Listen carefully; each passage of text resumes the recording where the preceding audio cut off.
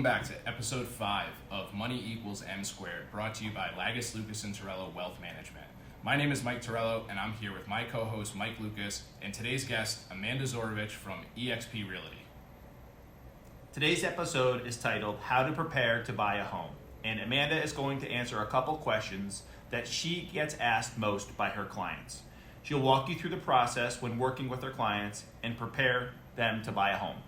So Amanda comes on the show because she was actually my realtor when my wife and I bought our house in Wallingford, and the whole process with Amanda was great. And that was what Eileen and I really liked, was she explained everything, she made it easy, and we didn't ask these questions. She just told us the answer to these questions, which made our process easier because we didn't have to think about what to ask. So I wanted to bring Amanda on to answer some of these questions so people can start thinking on their own. So Amanda, before we get started today, why don't you just introduce yourself, tell everyone a little bit about you. So I'm Amanda, and thank you, Mike and Mike, for having me on the show today.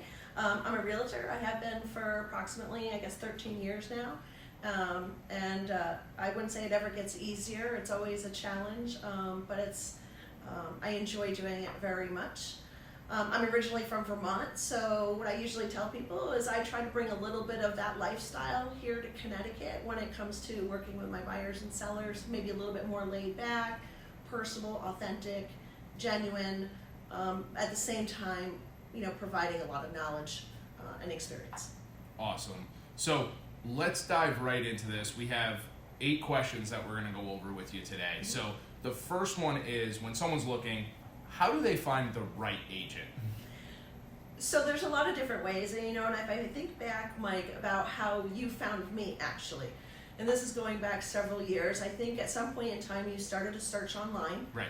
And you must have entered your name and information into some sort of a website, and maybe in order to see additional information, that's what probably prompted you to do that. And I believe that's how you got to me, actually. So there's a lot of different CRMs out there, and then it's up to the agent to to respond and call you right away. You may have actually emailed me directly before I got to calling you. So some people find their agent, whether it be through Zillow, Realtor.com. You may know a local broker down the road. Most of my clients, I think, find me from word of mouth, whether it's my neighbor or someone I've worked with in the past, a family member. Usually it's a referral. There's no right or wrong way to find the right agent. I think if anything, it's if someone does contact you, asking all the right questions to make sure that they're a good fit for you. It's kind of corny to say a matchmaker, I think, but I think that you can usually tell whether or not you've been matched with the right agent or not. So asking the questions to make sure that person can help you.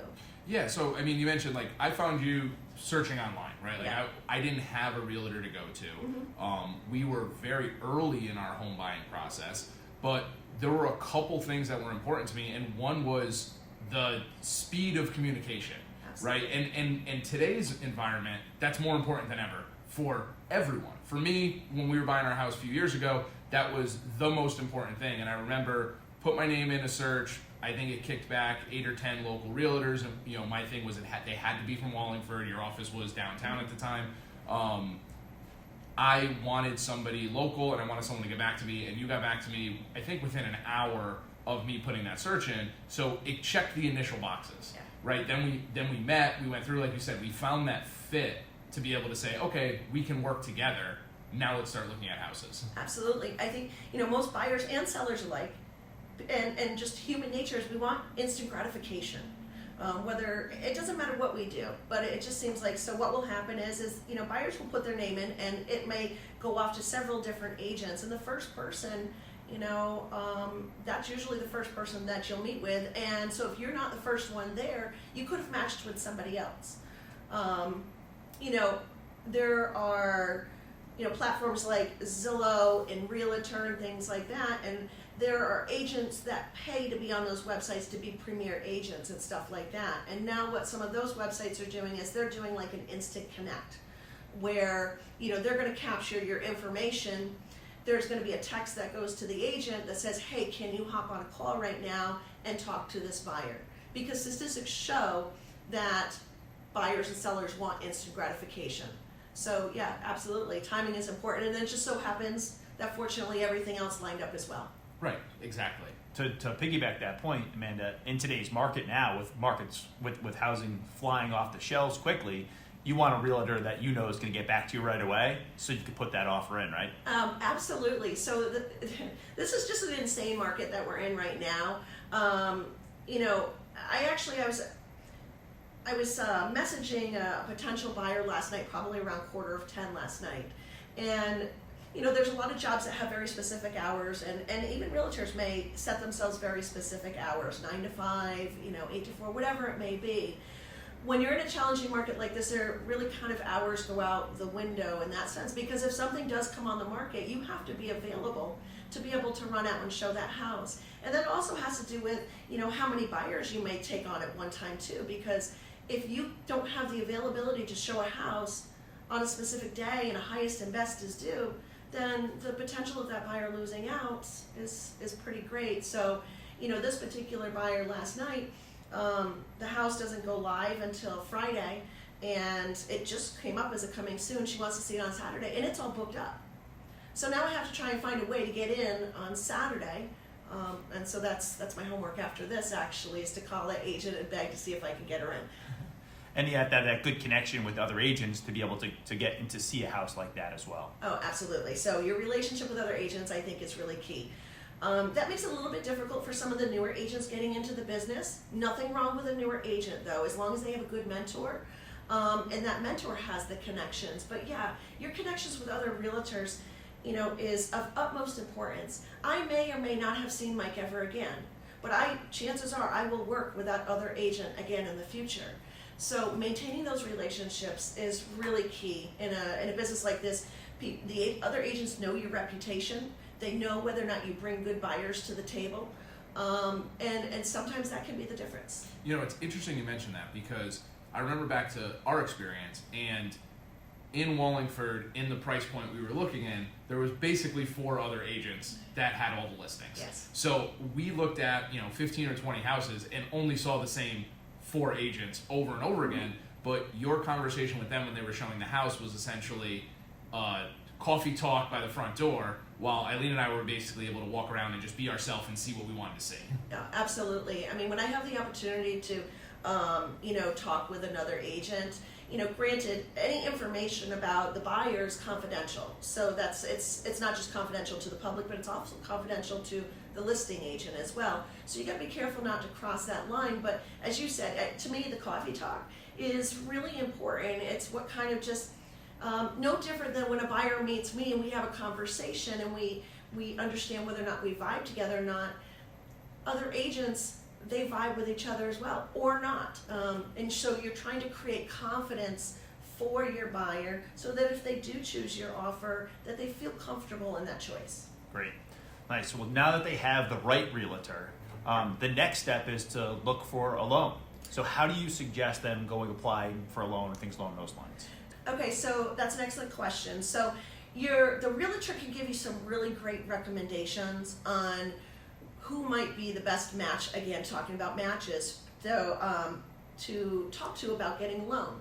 Some people may have already gone to their credit unions or their local banks to get information, but then there's also mortgage brokers. And basically the biggest difference between a mortgage broker and the banks is that the banks lend only their certain products, where a mortgage broker is going to go and they're going to look for a lot of different products with a lot of different banks, and they're going to find the best one that works for you. So when I have someone that comes to me and they haven't talked to a lender, usually I recommend 3 different lenders of who they could, you know, talk to. I may recommend more one than the other based on just personality. You know, I have people that are a little bit more laid back, patient, and understanding, and I have some that are really aggressive that'll call you at 6 o'clock in the morning wondering where their paperwork is. So to me, it's all about making sure that I put them with the right person, and then I constantly get feedback throughout the process of how it's going. And then obviously it's understanding the different type of loan products that work for you, and that's really where the lender comes in and explains the different type of products that are available for you, whether it be conventional, FHA, CHAFA, VA financing. Right. So, so what you're saying, to summarize, in the fast-paced world that we have, there's two ways you can go. You can go to the bank. People that you can sit in front of them. They may be sometimes limited in some of their options. So you might want to get at least one or two more opinions from either a mortgage broker or maybe another bank to try to get a most competitive rate in that scenario. Absolutely, absolutely. A lot of people are doing rate shopping right now, and I think it's important to highlight the fact that your interest rate is very specific to you. So, you can see the advertisements on the TV, maybe something comes up and they say, oh, go with us because, we've got this great interest rate. It's important to read the fine print there as well, because sometimes in the fine print you might have to pay points. But an interest rate is individual to you. It's based on, your debt to income. It's based on your credit scores. And it's basically about how much risk the lender may be taking on to loan money to you. Absolutely. So that mortgage process is something that's involved and it's changing on an ongoing basis. That was good to summarize the first couple processes on it. Yeah. Awesome. So kind of working with that mortgage process, right? So now that we know who we should talk to and kind of the different mortgages that are out there, how much money do I need to buy a house? So that's actually probably one of the biggest questions that people come to me and ask me is, how much money do I need? There's a difference between a down payment and closing costs. Okay, down payment is how much money you're going to put down to lower the loan amount. So, for example, if you're borrowing, if you're pre-approved up to $300,000 and you're putting 20% down, then what are you actually borrowing? And that's $240,000. So you're putting down $60,000. That's separate from closing costs. The closing costs are the costs that are associated with actually doing the loan origination fees, credit checks. And it's made up of prepaids too. So the money that the lender's going to set aside in a special account for you to pay the taxes and your insurance so that you don't have to worry about it. Okay? There are different types of loan and it all depends on what you qualify for. So for example, there are some products that are no down payment at all. CHAFA being one of them. It's a CHAFA DAP. CHAFA is backed by the state of Connecticut, like FHA, but backed by the state of Connecticut. And then there's the Down Payment Assistance Program, which we abbreviate as DAP. So CHAFA DAP. There are income requirements though for qualifying for that. But essentially, you qualify for that, and then the DAP program is going to take care of your closing costs and down payment, and you'll have a separate little payment each month to pay that back. So that's no pocket, no money out of your pocket. FHA would be 3.5%. There are 3% down conventional products. Again, you have to qualify for these. VA is 0% down and no PMI. So if you did serve, and there's criteria involved in this as well. It's important to talk to the lender and make sure you qualify for the VA. And then there's conventional. 20% down though pretty much is how you avoid PMI insurance, unless the lender can, you can pay it up front and not have to pay it. But so there's a lot of different options. So basically with the down payment, you're going to be looking at somewhere between 0% and 20% as the range. It all depends on what type of mortgage you take out. It's unique to everyone's specific situation, which kind of seems to be the theme that we're talking about, right? Every single process is unique to them, which is why working with the right agent to buy your house, working with the right mortgage broker, everything's got to be right for you. That's exactly right. There's nothing cookie cutter about this business. Like I said, I've been doing it for a while now, and it's never the same. And I think that, as an agent, when you're working with buyers and sellers, it's an individual experience. There's nothing there's cookie cutter about it. Yeah. So one thing just to expand a little bit on, you mentioned the prepaids, right? Mm-hmm. Talking about putting money in an escrow account to handle taxes and insurance, so you don't have to come up with the bills at the end of the year. Mm-hmm. Could you talk a little bit about the prepaids where you're paying back the seller on kind of some of the taxes that were already been paid or some of the other stuff that's already in the house, that kind of those surprise costs that people run into at closing? Okay, so in the towns of Meriden and Wallingford specifically, and I think this is where Mike's coming from too, he may have remembered, and I think you do remember, is that when he bought a house, their taxes are done in arrear. So actually the seller owed you money at the closing, which kept your closing costs down. But that's actually not the norm, because it's very select towns in Connecticut. So say a town pays their taxes biannually, so the taxes are due July 1st. and the seller's already paid up till July 1st, but you purchase a place in March. Well, then you're occupying it for April, May, June to July 1st. So you owe the seller 3 months back of taxes.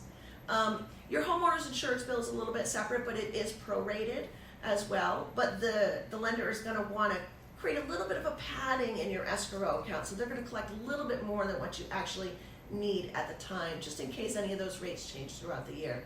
But yeah, the taxes are probably one of the biggest adjustments when it comes to your closing costs. And it's important to kind of estimate those for your buyer. You know, the question is how much are my closing costs going to be?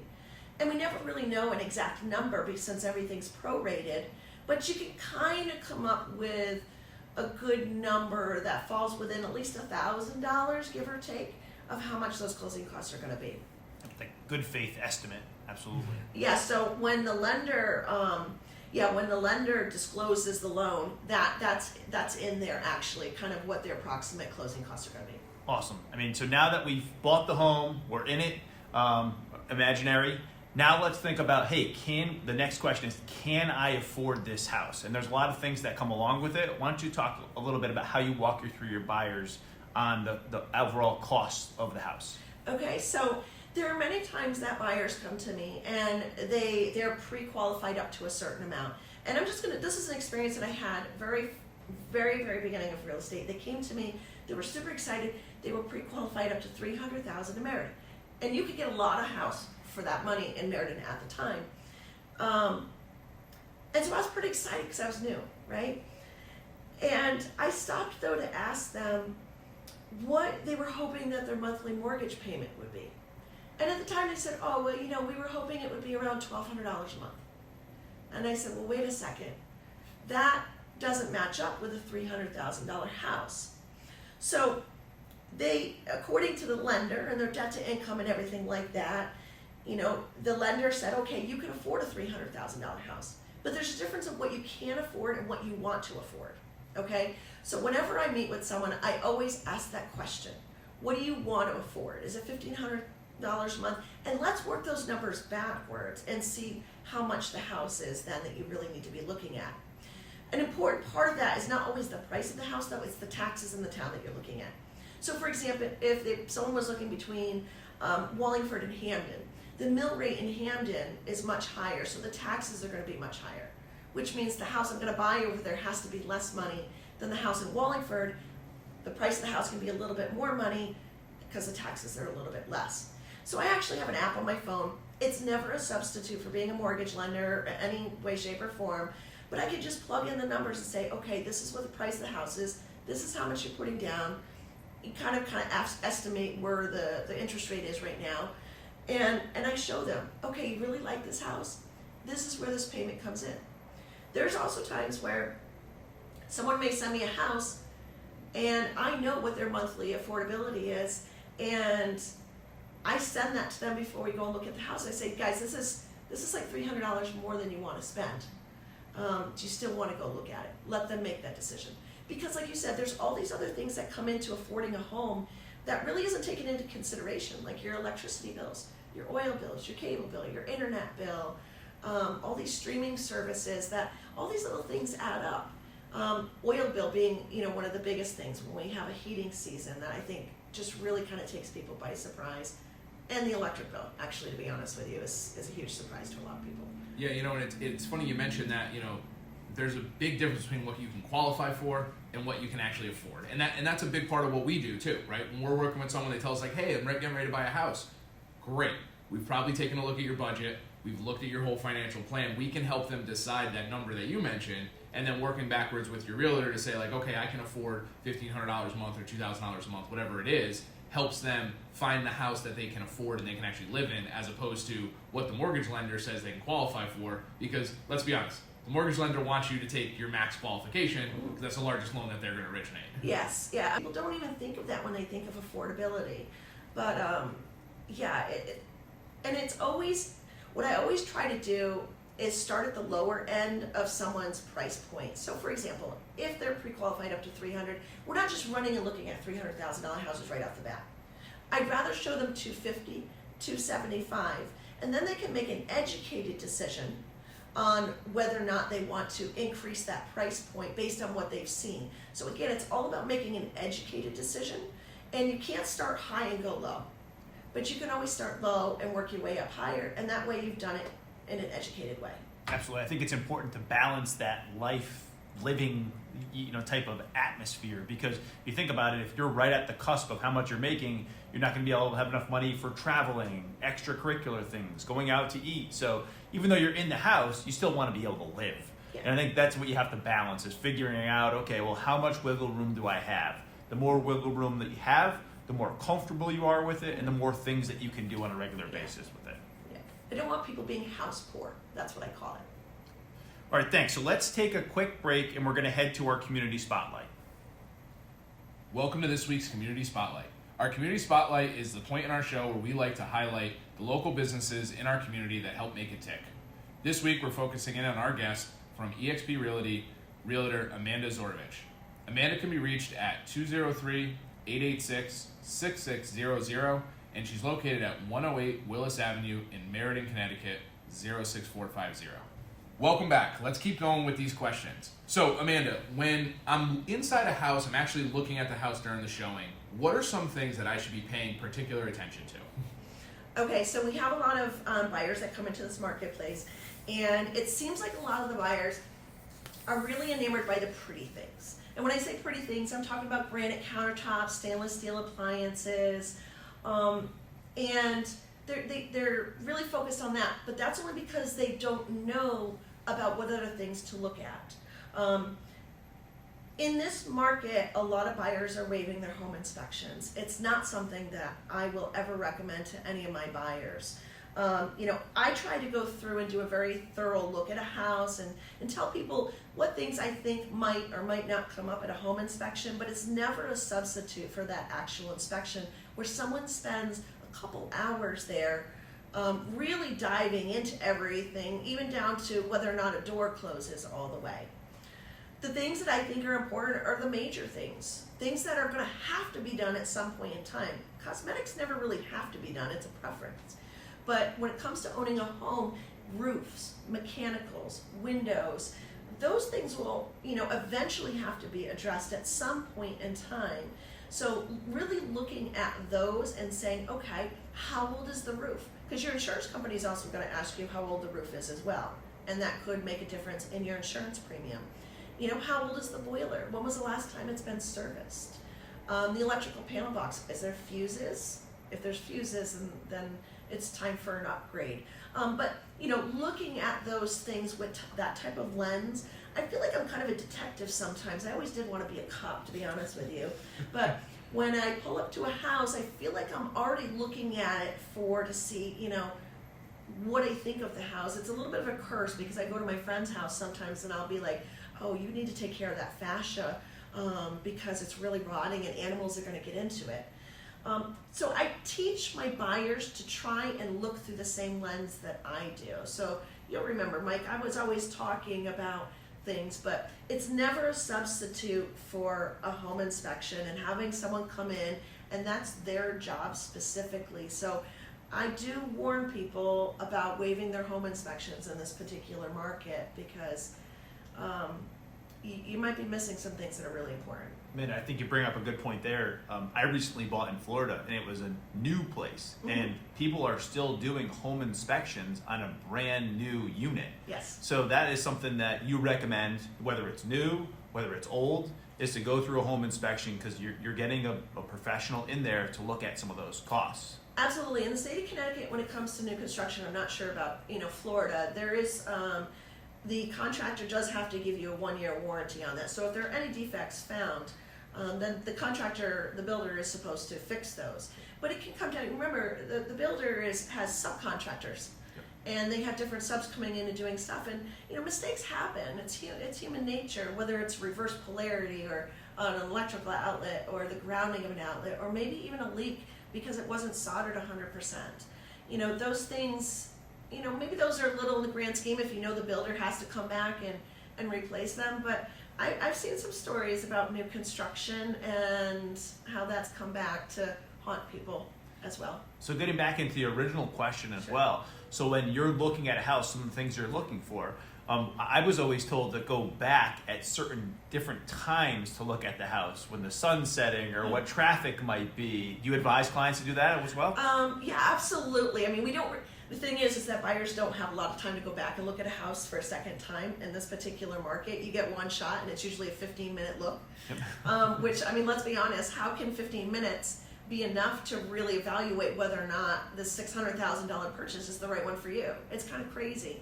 But yes, I think one of the best days to look at a house is when it is raining like crazy, or the day after it's raining like crazy, because some of the major concerns that buyers have is there water in the basement, and is the roof leaking? And what better time to actually see that going on than after a huge rainstorm? If it's been an extremely dry summer, you may not know if there was ever water in the basement. Technically, it's supposed to be disclosed. The sellers are supposed to disclose it. But yeah, that's my favorite time actually to go and look, because you can see how the house is holding up against some of Mother Nature's. Yeah, so it's funny you mentioned that, like with my own scenario, right? So we did our home inspection. It was absolutely pouring rain. Mm-hmm. And my property, I have a gravel driveway. Mm-hmm. I have a river that runs through the backyard. Yeah. And it's right on the edge of a flood zone. Yeah. So I remember when we were pulling up, you said this is the best day we could possibly look at it, because it's going to tell us a lot about the water, the driveway, the river, and how it's going to affect. And everything worked out just as it was disclosed. Yeah. But it was one of those things where, if it wasn't raining, the first time it rained, it would have been like, okay, now we're really going to find out. And that just happened to be lucky. Exactly. Right? There's really nothing you can do other than, maybe if you're under contract, drive by, Yeah. on a rainy day, but that's pretty much it. Yeah, absolutely. A lot of people, going back to, the light and the sun setting. I have a compass on my phone, because people are really concerned about where the light shines in, where it rises and where it sets. So having a compass on your phone, but definitely going back during different times of the day, I think is helpful. Awesome. So let's lead this into our next question. You talked a little bit about it already, is repairs, all right? There are some things that you see right off the bat that you don't need to fix. When you're picking a house, and specifically with some of those repairs, should you ask for money back? What's that process in there? Should you say, okay, well, you know what? If we want the house for $300,000, there's a $5,000 repair. Do you eat that in today's market? So tell us a little bit about some of the repairs. So, and again, this applies to today's market. A lot of the sellers are selling their houses as is. So they're saying, okay, you can have a home inspection, but we're not really willing to make any repairs. Okay, now when I'm on the buyer side, say something major comes up that would be considered a material fact. A material fact is something that would change the buyer's mind completely. Something major like a crack in the foundation, a septic that's not working. I would actually go to the seller then and give them the opportunity, even though they told me they were selling it as is, to try and fix it, because then they will have to disclose it to every other buyer down the street. If you're waiving your home inspection, then you will never know, of course.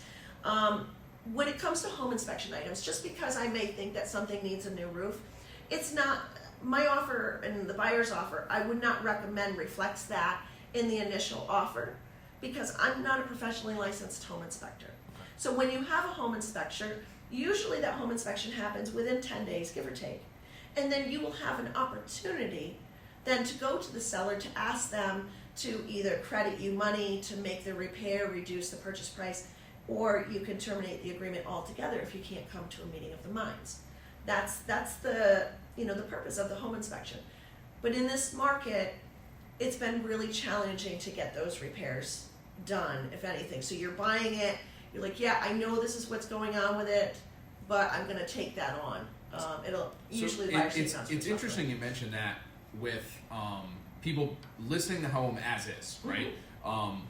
But still going through the inspection, because even though you're not going to get anything credited back or paid for, that knowledge can still shape that huge decision. Because the reality is, yeah, it's a challenging market, but you're making a 20, 30-year decision, and if something's drastically wrong, you still have to fix it. Exactly. So the point is, on the buyer side, if you're making that offer, and I'm usually submitting, it's called a rider, so it's in addition to the contract, an as-is rider. So it allows me to have a home inspection, it's letting the seller know that yes, we know that we're accepting it as is. However, it still gives the buyer an opportunity to back out if something major comes up. And that's why sellers are gravitating towards the offers that don't have a home inspection, because that's one less thing that they have to worry about. You know, when I'm talking to my buyers, I tell them try not to be picky about little things. Let's worry about some of the big things. You know, and if there's major things, then we really need to come to a decision. A new septic system, that would be a major thing. Right. That's something that could cost 20, 30,000, could be 10. It depends on what needs to be done. But that could be the difference of someone moving forward with a house or not. And that's not just extra money that buyers have laying around to repair a septic system right off the bat. So I want to make sure that my buyers still have the right to terminate an agreement if they need be. And so that's where the as is comes in. So you mentioned a little bit talking about like preparing the offer and figuring out how do buyers decide how much they should offer and where to go? So I used to be a real estate appraiser. I'm not anymore. I'm not a licensed real estate appraiser anymore, and I haven't been for years. But it's kind of hard for me to take that hat off because I'm actually a science major, so I like evidence. Okay, so when I'm working with buyers, and Mike, you'll probably remember this, is, you know, when we made the offer on your house, I sent you other houses that I felt as though that were similar to yours that sold in the past year to help you make that decision on how much you should offer. Now, whether or not we're going to call them comps, comparables, whether or not those comparables support the list price or not is another whole issue, especially in this crazy market. So there's sometimes, you see, appraisals work in the past. You know, when you're looking for sold things, they're working in the past, they're not working in the future. And in the past, we know when a market is trying to come up, then obviously the past is not going to support the future. So how do you reconcile that? It's really hard, and it's always the appraiser's job, never my job to reconcile. But my job is to provide you with tools to be able to make an educated decision. And if I remember correctly on yours, Mike, I think we had a hard time reconciling some of the sold properties on yours to validate what we were offering, right? Yeah, so like in our area, there's just was not a lot of activity at the time. So it was hard to kind of find those comps in our area for the size house, you know, and everything like that, to be able to, so we were kind of shooting in the dark a little bit. You know, with mine too, obviously completely different time. House had been on the market for a while. Yeah. Which also plays into the decision a little bit. Yeah, absolutely. You know, people are still offering $10, $20, $30, $50,000 over list price right now. The thing is, there's in most cases there's going to be an appraisal, so it doesn't matter what you as the buyer want to offer. The lender is going to want to protect their collateral, and the protection is by sending an appraiser out to make sure that what you offered, the house is worth it. And if it's not, and the appraisal comes in low, then you got to go back to the drawing board again. Now, there are some buyers that are waiving their appraisal contingency because they're willing to pay the difference. I'm not sure I'm really on board with that. I make sure that I let the buyer make that decision, but I make sure they have all the information to be able to make that decision, because I don't want them to be in hot water a few years from now if they ever have to sell. I think you bring up a great point there, and the point is you should work with a professional real estate person to give you that guidance, that advice, to help you get to that point. Absolutely. So you're not either paying too much or paying too little, and obviously in that scenario you might lose out to someone else. Absolutely. I have some buyers, and Mike knows how honest I am too. They'll be like, if I offer, this is a perfect example. There was a house that was listed for $439,000. He said, if he offers $450,000, do I think he'll get it? And I looked him straight in the eye. I said, no.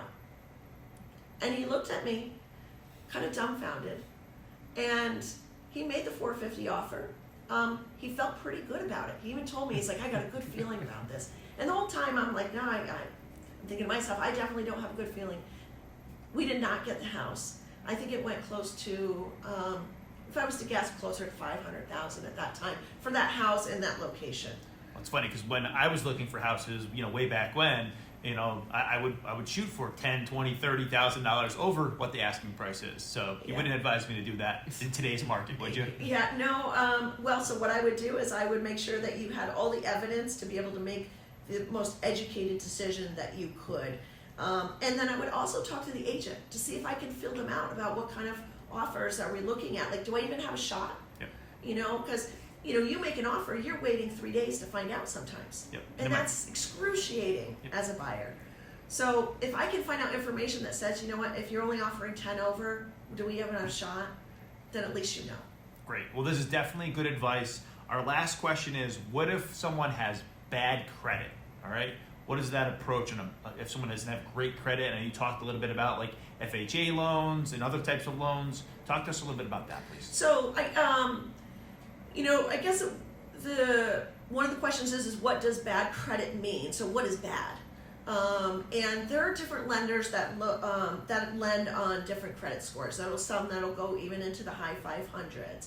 But at the end of the day, to get the best interest rate, you want to work on your credit. So there's credit repair companies that you can talk to. I really think it's important to be monitoring your credit in some way, shape, or form, whether it be, there's these online ones and they have apps that are free right now where you can look at your credit, at least monitoring it. And then if your credit's not in a good spot and you want to buy in a year, have a conversation with a lender and find out what you need to do. A lot of people think that they know what they need to do when they really don't know how to fix their credit. So talking to someone that can help you understand to get yourself in a better position and give yourself time to do that.